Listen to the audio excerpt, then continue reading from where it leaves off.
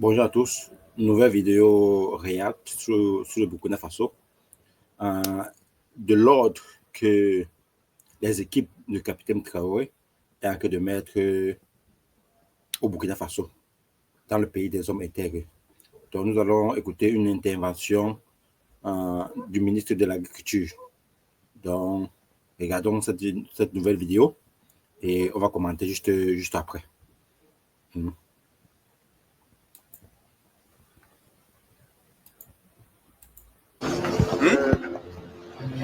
Le 15 quoi?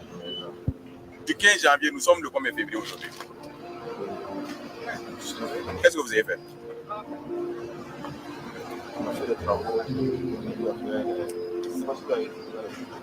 Faut pas me poser des questions. Je dis qu'est-ce que vous avez fait?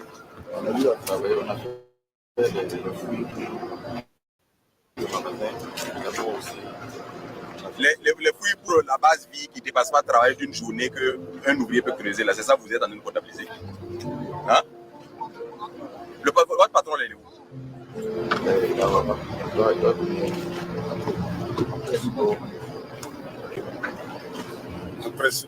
Il faut lui dire que je reviens ici la semaine prochaine. Que je revienne encore venir trouver cet environnement. Vous avez compris? Il faut lui dire que moi j'ai dit que je reviens ici la semaine prochaine.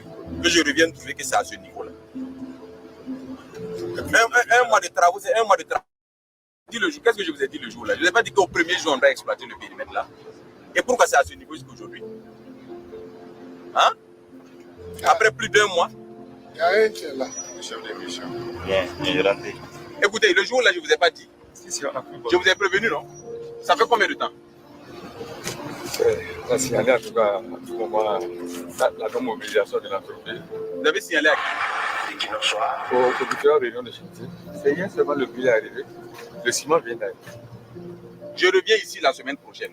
Que je revienne trouver un tel environnement. Vous avez compris? Dites à votre patron là que la semaine prochaine, je vais venir le trouver ici.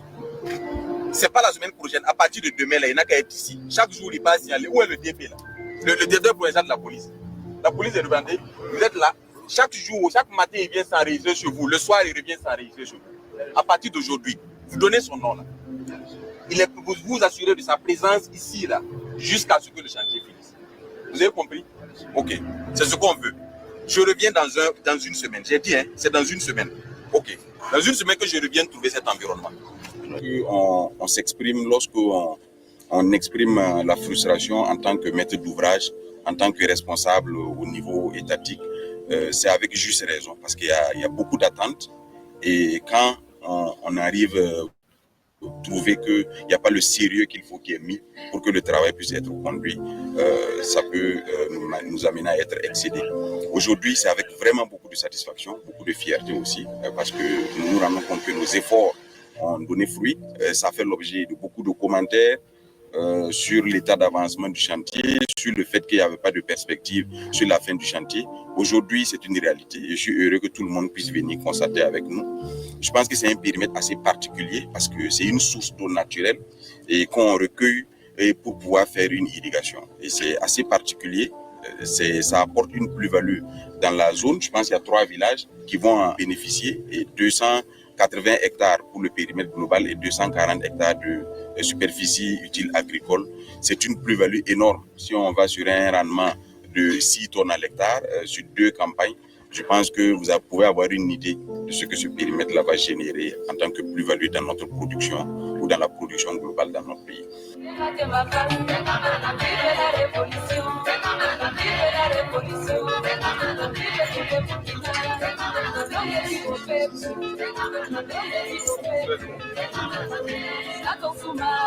Ça commence à travailler. En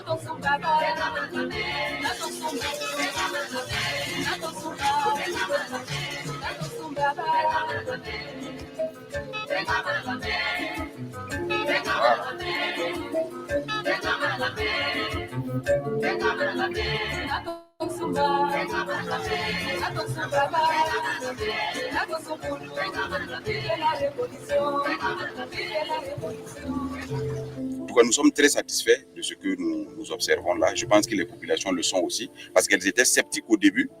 C'est également l'occasion de dire aux populations de faire confiance à l'État. Lorsque l'État intervient, c'est pour apporter un plus aux populations. populations. C'est pour améliorer leurs conditions de vie, c'est pour améliorer leurs conditions d'existence.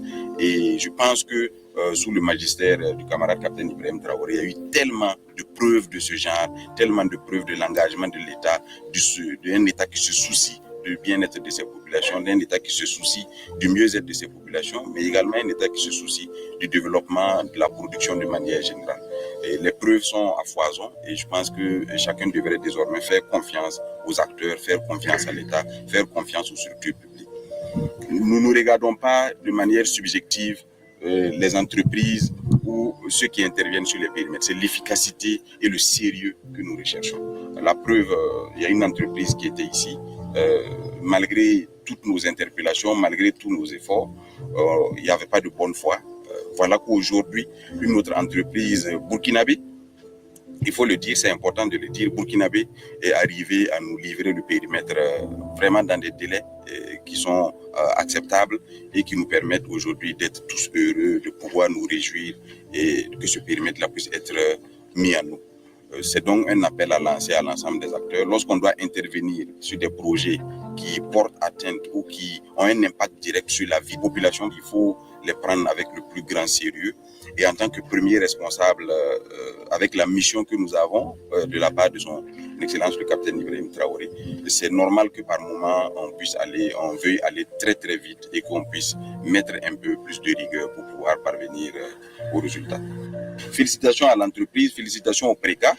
Je le disais hier à Kadomba, et les projets avaient pris l'habitude d'être des niches d'argent où l'équipe de coordination a de gros salaires, on se fait des ateliers, on se promène, on fait des activités qui n'ont aucun impact sur les populations.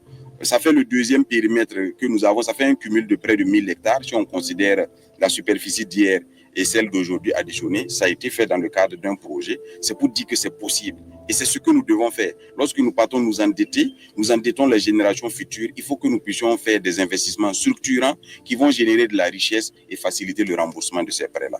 Et c'est également l'occasion pour nous de remercier le partenaire, qui est le groupe de la Banque mondiale, qui a bien voulu accompagner ces travaux. Bien sûr, comme je le disais, ce sont nos générations futures que nous engageons.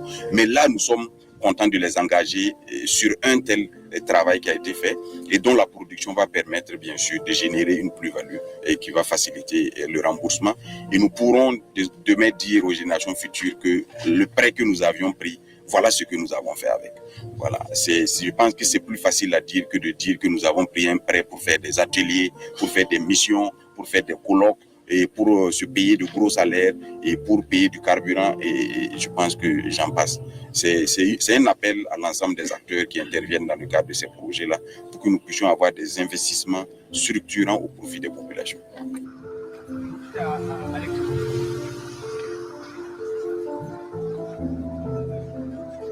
Au Burkina Faso, une nouvelle ère s'est installée. Une ère marquée par la rigueur, la discipline et le refus catégorique du laisser-aller. Désormais, plus aucun chantier, plus aucun projet ne peut avancer dans l'ombre sans être minutieusement contrôlé. Sous le leadership déterminé du capitaine Ibrahim Traoré, l'État burkinabé a pris un tournant décisif, celui d'un contrôle permanent, d'un suivi rigoureux et d'une vigilance de chaque instant. Fini l'époque où les entreprises traînaient les pieds pendant des mois, voire des années, sans être inquiétées. Aujourd'hui, les autorités sont sur le terrain, les yeux ouverts, les dossiers en main, et les exigences claires. Chaque jour, des ministres, des directeurs techniques, des responsables de projets se rendent directement sur les sites. Ils ne se contentent plus de rapports sur papier ou de photos truquées. Ils viennent constater de leurs propres yeux, interroger les ouvriers, analyser l'état d'avancement réel et comparer ce qui est promis à ce qui est fait. Le message est simple. Au Burkina Faso, on ne tolère plus la paresse. On ne tolère plus les retards non justifiés. On ne tolère plus le gaspillage du temps, de l'argent et des ressources. Chaque franc dépensé par l'État doit aboutir à un résultat concret, visible, measurable. Le peuple ne veut plus de promesses, il exige des preuves. Désormais, les entrepreneurs qui obtiennent des marchés publics savent qu'ils sont attendus au tournant. Il ne suffit plus d'avoir un bon carnet d'adresses ou de faire de belles présentations. Ce qui compte aujourd'hui, c'est l'efficacité, c'est le sérieux, c'est la capacité à livrer dans les délais impartis. Égard à ceux qui trichent, ou qui se reposent sur leur laurier. Les sanctions tombent, les contrats sont résiliés, les fautifs sont dénoncés. L'administration actuelle ne recule devant rien pour garantir l'intérêt général.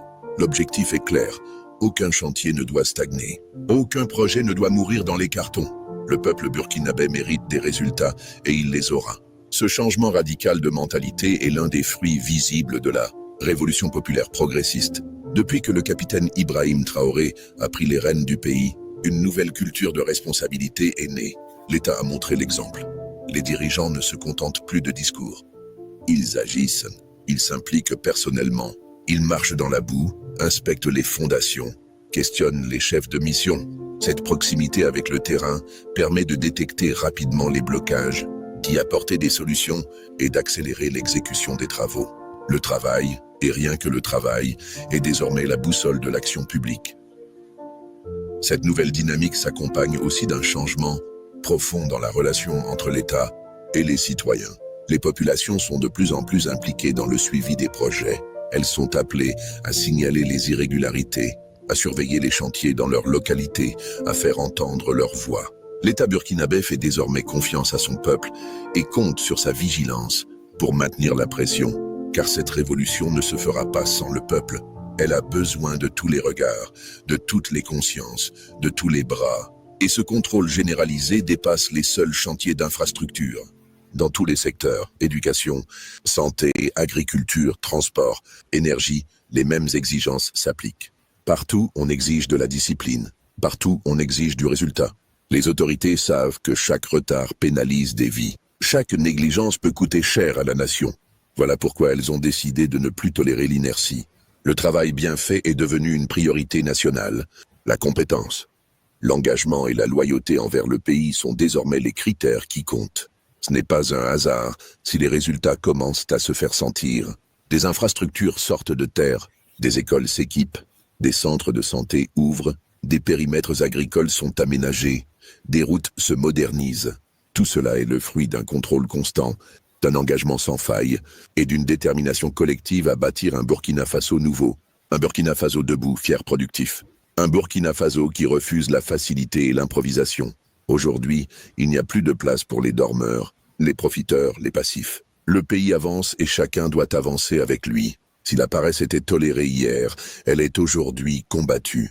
Si le silence couvrait l'incompétence autrefois, il est aujourd'hui brisé par la transparence et la vérité.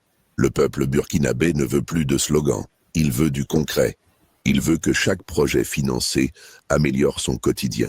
Et grâce à la vigilance accrue des autorités, c'est désormais une réalité. En résumé, le Burkina Faso vit une révolution silencieuse mais puissante. Une révolution portée par des actes, par une présence constante sur le terrain, par une tolérance zéro face à la médiocrité. Le capitaine Ibrahim Traoré et son équipe incarnent ce renouveau. Ils ont réveillé la conscience nationale, ils ont restauré l'autorité de l'État, ils ont relancé la culture du travail bien fait. Et cette rigueur, cette fermeté, cette transparence sont aujourd'hui les piliers du progrès burkinabé.